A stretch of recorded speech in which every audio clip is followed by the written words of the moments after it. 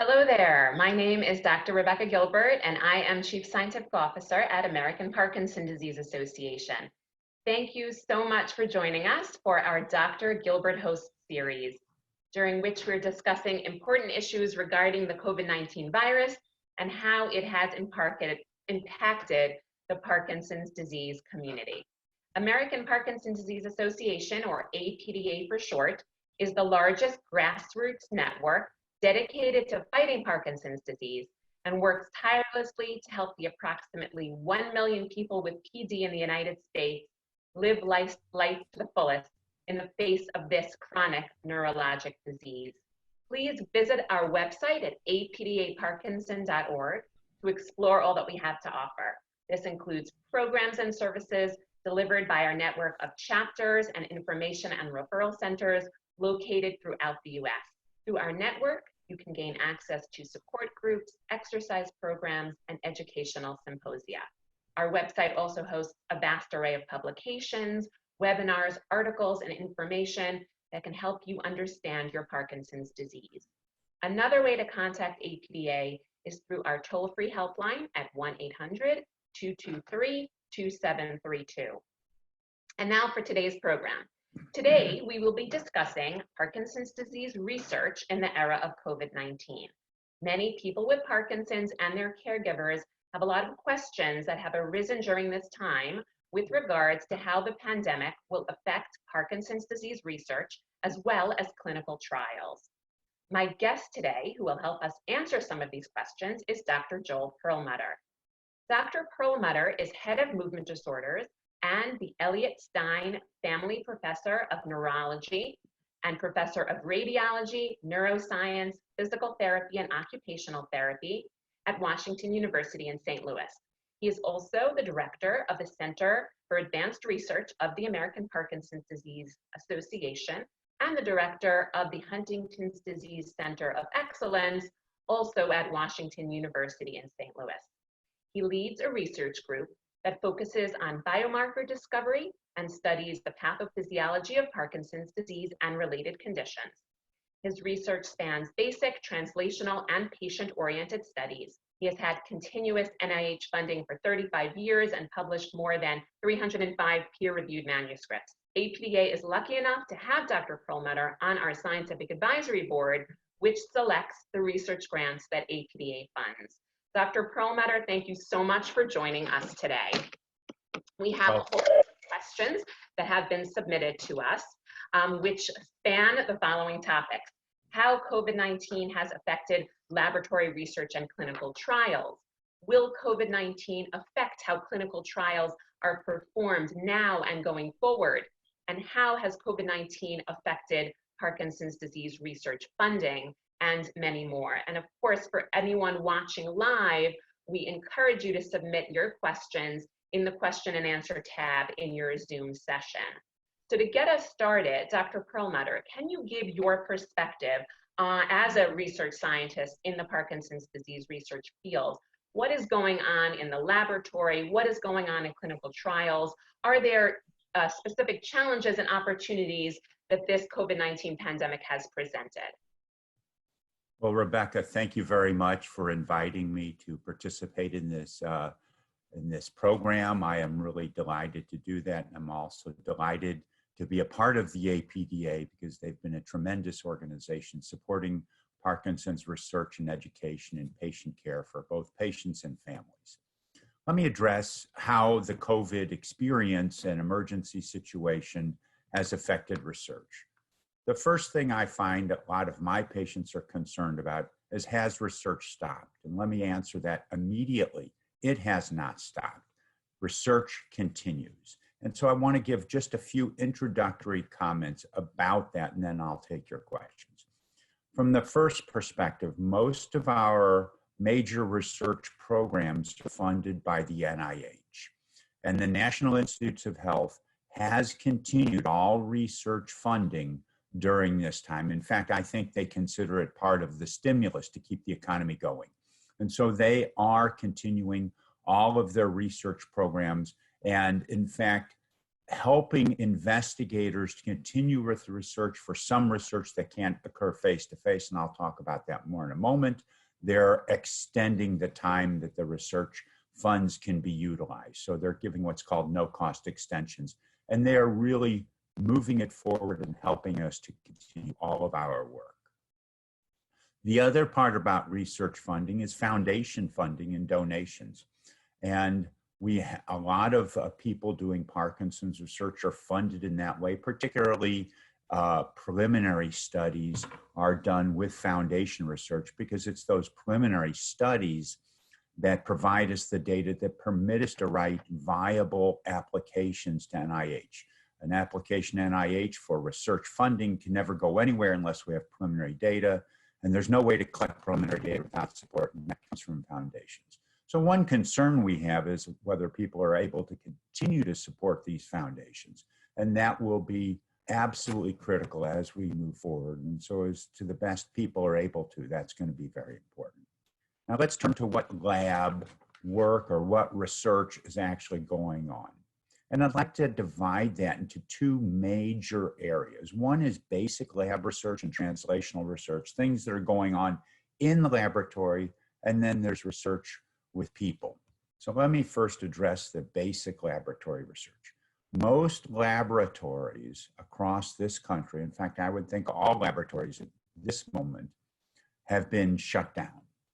And that means no active experiments are occurring in the laboratory because the laboratories are closed and we're having people shelter in place to help prevent the spread of this disease, although they're now just starting to open up.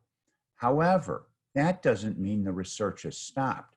The research is going on in a huge way, and the way it's going on is a lot of investigators and staff are using this time while at home to analyze data, to go through and do quality checks on data, to write papers, to put results together and submit publications. In fact, we're really using this as a time to catch up on a lot of the work that's been piling up as we continue to work like crazy in the lab to collect data. Now we can actually analyze and publish those data in a very thoughtful fashion. And this is really important because a lot of investigators, or what we call PIs or principal investigators who run labs, it's very important for them to keep their staff full-time busy when they're working at home. And so there is a lot of work that they can do. And I can tell you in my lab, we're incredibly busy doing that kind of work as we're moving forward. Now let me turn from, and that affects people who do basic biochemistry in the lab, brain chemistry, or analysis, all of those, or even genetics work, all that can still be done at a very, very high level and move forward. Let me turn now to human studies. And so these can really be divided up into different categories. And that is when we do human studies or research with people with Parkinson's and people without Parkinson's to compare, again, a lot of the face-to-face visits have been stopped. However, all of the research continues to go forward. And one way it goes forward, again, data analysis is going on. Quality control of data is going on. So let me give you just one example. In my lab, we do a lot of imaging data. We do it with MR scanners and we do it with PET scanners. And one of the things we've been trying to get time to do is look at different ways of actually putting together a PET image, what we call reconstructing the image. And we've been doing a standard way that we've developed over many years. But this is giving us an opportunity to reconstruct our data with an entirely new, I think, more advanced way, and then compare the two methods. This we didn't have time to do before. So this is an example of research that when we can take advantage of this time of not being in the lab, but stuff that we can do at home and move it forward. So analysis of data, quality control of data, developing new methods, all that continues. But what about face-to-face research? That part has been stopped. That part will start to return fairly soon. So our clinic operations, at least at Washington University in St. Louis, have started to open up. In fact, last week, we opened up to seeing face-to-face patients at a 25% level, and this week, we hope to get up to a 50% level. Before that, we were still doing procedures that needed to be done face-to-face, but the rest of our patient care was done by telemedicine. So that would be over the phone or through a video connection, much like you're seeing me now. We could use Zoom or other approaches to be able to see each other and even do a reasonable amount of examination. Now, that clinical work is the kind of way we can do a lot of clinical studies, but being able to transition studies to that telemedicine is taking a little bit more time. It's an approach that has been worked on by a number of investigators for several years now, but is now moving forward even faster. But what about bringing people into the research and dealing with them right now in research studies that are going on? The first part that we'll be able to open up is the research with healthy controls, because they're at the lowest risk. And I think that fairly soon we're going to see a lot of universities and research centers open up to that. The next would be our face-to-face visits with our patients with Parkinson's. We would probably tend to do those studies that involve the people with the least severe disease that are younger. And that is, they're the ones that are at the lowest risk if they were to get COVID, just because they're coming out of their house. And so always when you're older, you have other conditions, it's safer to be in your home as much as possible to protect yourself from COVID. But at some point, and I would suspect that's going to start next month, but we don't know that yet, we will start to bring back some of these patients. Then the last part would be when we're able to bring everybody in. And we don't really know when that's going to happen. But hopefully, a lot of the research that we do that normally we would do bringing people in, we're even reaching out by phone calls to keep up with follow-up data and longitudinal studies. So in summary, I would tell you research funding from the federal government is continuing without any break. Foundation funds that have already been committed is still committed. New research funding from foundations is less clear, and that has to do with how you respond and the rest of us respond in supporting that. And the research that we're doing in the labs and with people, we're continuing to do major league analysis, and I expect we'll start back in the labs sooner before we bring people in, but that will start to happen in the next month or two. Fantastic. Thank you so much for that very all-encompassing summary of where things stand. We had a question that came in while you were talking about the visits over virtual visits. And the question was, how reliable is a virtual visit versus an in-person visit? What are your perspectives on that? Yeah, so that's a very interesting question. And it's one we're doing, and a lot of people are doing research on.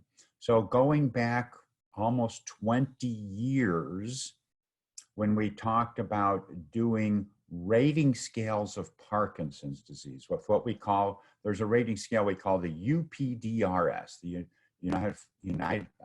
Unified Parkinson's Disease Rating Scale. I was part of making that in the mid 80s.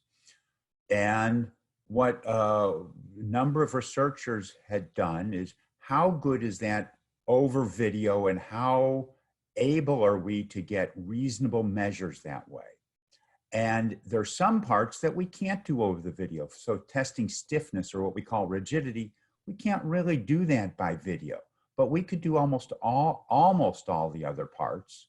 You know, some of you may have been in an office where somebody pulls you to see how stable you are. And I was doing a telemedicine video examination last Wednesday, and I was, my fellow was also on the video chat, and the patient was there, and his significant other, his spouse, was there. And I was about to ask the spouse to stand him up and pull him back to do the test.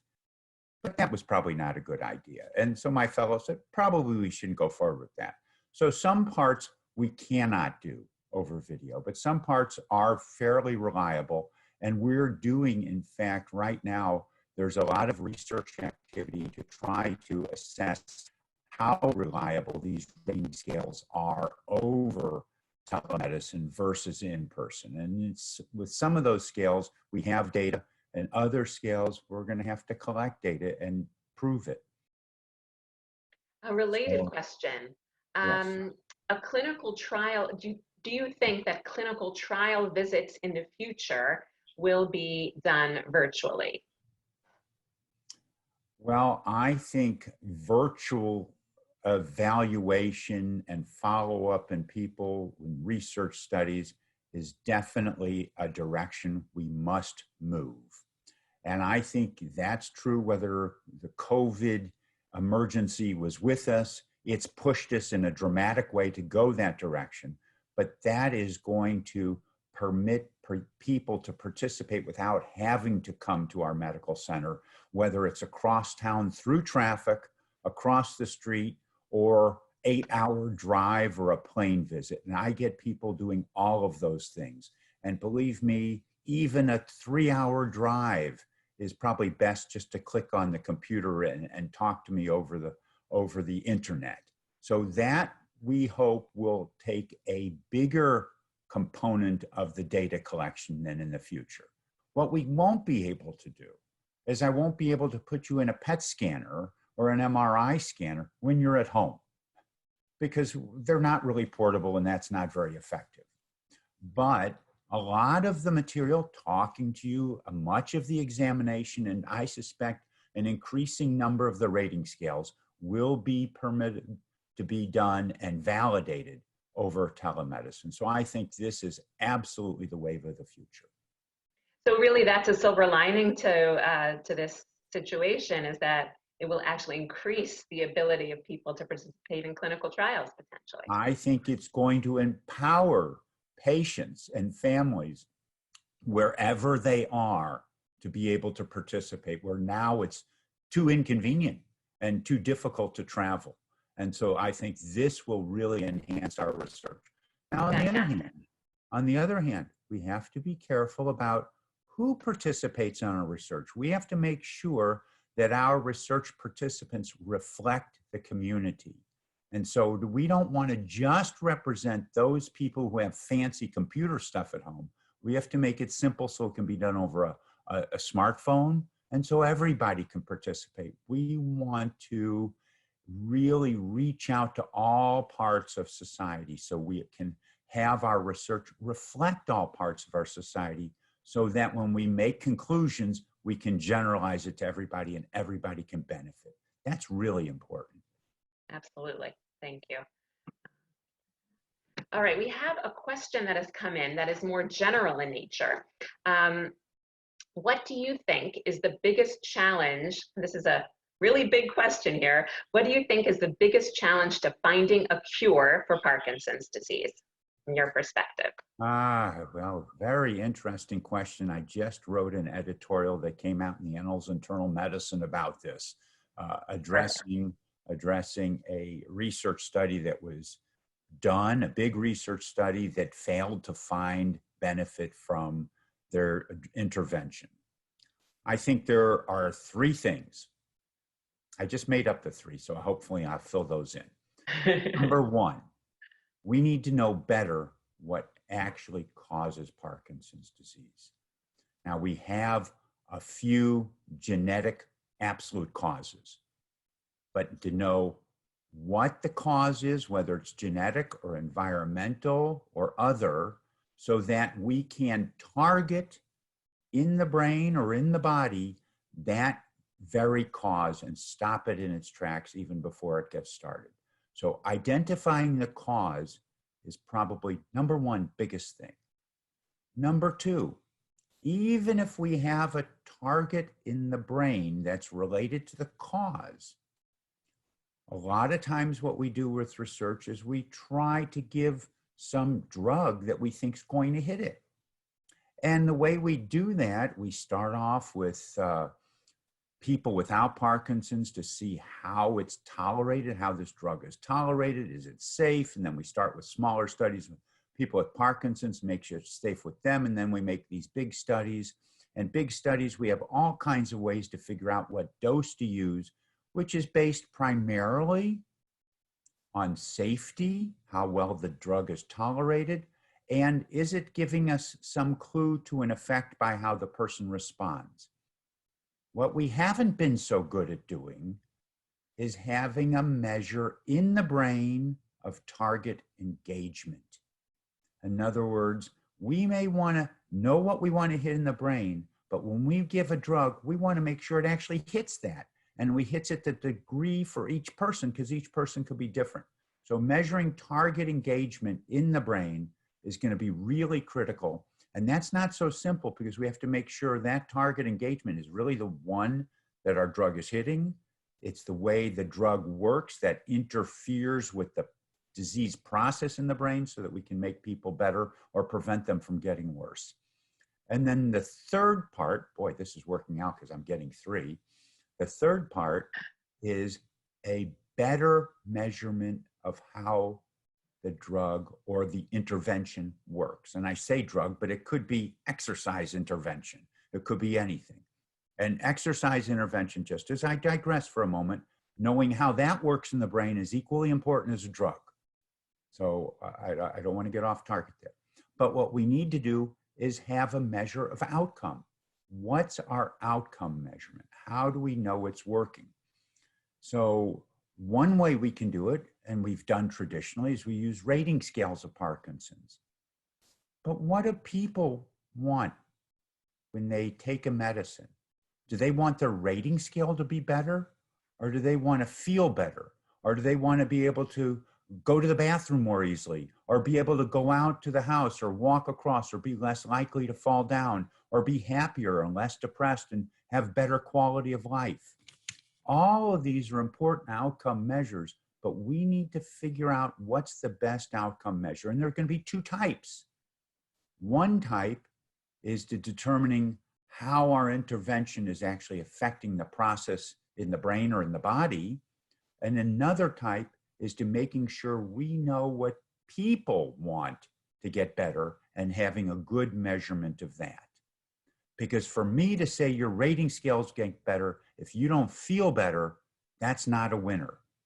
On the other side, if you just feel better, but I'm not making the process in your brain better, I may just make you feel better, but your disease may still progress. So I have to make sure they're all linked together. So it's really, that's the big area. Those are the big things. Know what's causing it, know how we're hitting our target in the brain, and know how we measure the outcome in a way that connects what's going on in the brain with how you appreciate what you do in your life and what's important for you. Fantastic.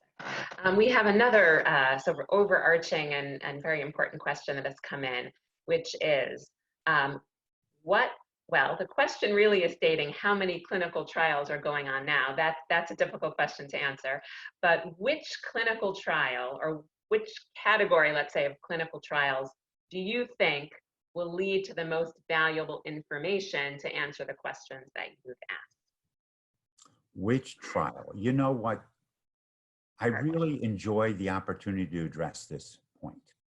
And the reason I like that and like this particular topic is it's very easy for an investigator to tell you what they're doing in their lab, and that's their favorite, or what they've seen in another lab, and that's their favorite, because that's the thing where we should sink all of our resources and we should do it.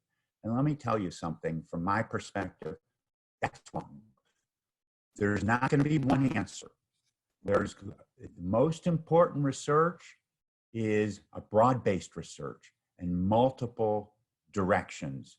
So right now, I'll tell you my lab, okay? We're working on a drug that I think has potential to reverse the damage in the brain. It's absolutely amazing. And we're right now, before we take it forward, we're validating methods of measuring target engagement in the brain, because I refuse to go forward with people until I have that. On the other, and so that's one area. but there is now area looking at trying to prevent alpha-synuclein, which is this protein that becomes abnormal in the brain in people with Parkinson's that we think is related to the progression of the disease in the brain, trying to prevent that from spreading or trying to clear abnormal alpha-synuclein. There are several different ways of doing that. That's pretty cool too. Then there is amazing genetics research, I think, that's trying to get not just what gene is causing it, which is critical, but how does that gene, which is a piece of DNA, change the biochemistry in the brain? How does that actually end up destroying brain cells? And to get to the specifics of that, which gives us better targets for treatment, is very critical research indeed. But then now we're getting all these cool studies, like with exercise and that are looking at non-drug approaches to try to identify other ways that we may help people. In fact, there's just a big, huge study just funded, a big multi-center trial headed by Dan Korkos to look at exercise in people with Parkinson's disease, which is amazing that is going to move forward. They may even bring treadmills into individuals' homes so they can make sure they get the opportunities to exercise no matter where you are and what you have access to. So there are a lot of different approaches. There's, again, trying to knock out alpha-synuclein, trying to alter the genetics, looking at environmental exposures and addressing those, all the way to going to drug-type trials that I'm working on and others are working on to try to alter what goes on in the brain and prevent Parkinson's from progressing or reverse the damage in the brain. Now, what I didn't say, which is important because those holy grails are really aimed at curing Parkinson's disease. But until we get there, we still need a lot of research that's looking at treating symptoms better too, because that's still important. We're not so bad on motor symptoms, but I think one of the key things that we're not doing very well is treating the non-motor symptoms, particularly the cognitive impairment that can occur with Parkinson's. And that's where a lot of these fundamental type studies are trying to prevent the progression of disease may be critical, but also find out what's going on in the brain specifically that's causing the cognitive problems, finding targets to try to treat that symptomatically. I know we're doing it, several other people are doing it. So we need multiple arrows in our quiver. This is not just all of our eggs in one basket, to use all those hackneyed phrases. We have to have a broad-based approach. That's going to give us the best foundation for moving forward. Excellent. So to answer the question that has come in, there's so many different approaches, and there really isn't a way for Dr. Perlmutter to focus on one. But you did mention something very interesting in terms of the research in your own lab, and somebody asked a question specifically on that.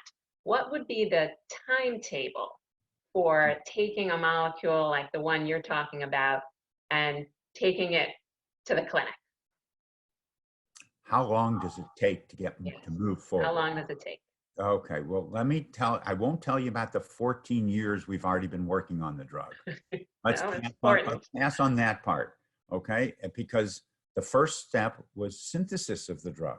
And that was done by Laura Dugan when she was at Washington University in the Department of Neurology, and she's a geriatrician, not even a neurologist.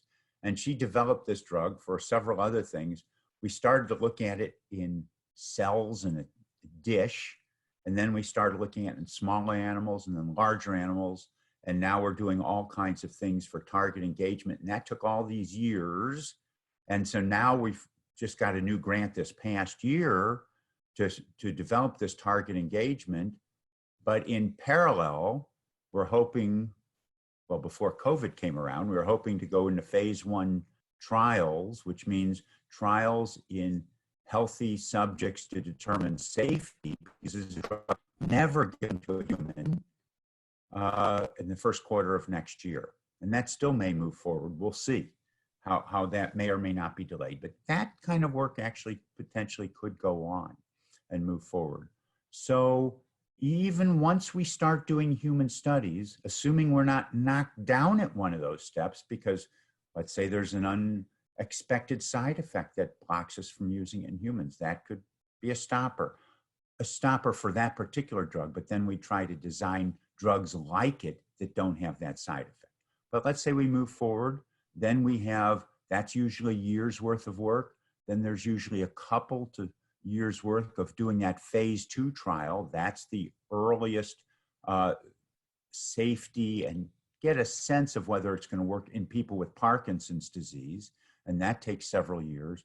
Then you can go, if that's positive and safe, and then you get an idea of dosing, and you have your measures of target engagement, which is what I require, and that's a higher bar than a lot of other people. Then we would go for a phase 3 trial. And a phase 3 trial, we're talking about 5 years of work. Because first of all, we have to get funding for it. You have to put together the proposal. Usually that requires submitting it to NIH. Usually it requires, well, it's not quite right. Make some revisions to your proposal and come back the next cycle in another year or 6 months. And then we've eventually, hopefully get funding for it. And then it takes 5 years typically to get that kind of data. And then you can apply to the FDA for permission to use this drug in people, assuming we get a industry partner who wants to move that forward. And at that point, they're usually very interested. In fact, a lot of times they'll want to participate in phase 3 trials. And then you go to these crazy guys on the FDA. And now I say crazy guys on the FDA because I'm one of those. I sit on that FDA committee that reviews neurologic drugs. And then they want real data. And they may look at everything and say, okay, you've got one really nice study, but we generally like to see 2 studies. And the reason they want 2 studies is they want to make sure it's safe before it gets out to a bunch of people. And the FDA's main concern is safety. Efficacy, or how well it works, is also important, but it doesn't have to be a huge benefit. But if it's some benefit and really safe, the FDA will give it approval. If it's big benefit, they'll go, they'll be more flexible about that. So it's, long process. I think Dr. Perlmutter may have frozen a little bit there. So to summarize what Dr. Perlmutter said, it's an extremely long process to get a molecule from very start until it can be used in people. Dr. Perlmutter is hard at work on his molecule, so that's fantastic. Well, that actually has taken us to the end of the half an hour that we have allocated for this discussion with Dr. Perlmutter. So I wanted to thank Dr. Perlmutter greatly for all his insights, and hopefully he'll come back to accept the thanks in a minute. And if you missed part of this session or want to share it with someone else, a recording will be available on our website, apdaparkinson.org. If any of you had questions that you submitted that we were not able to get to in this session, we will be able to answer them because we have your contact information, and we'll be able to answer your questions individually as well.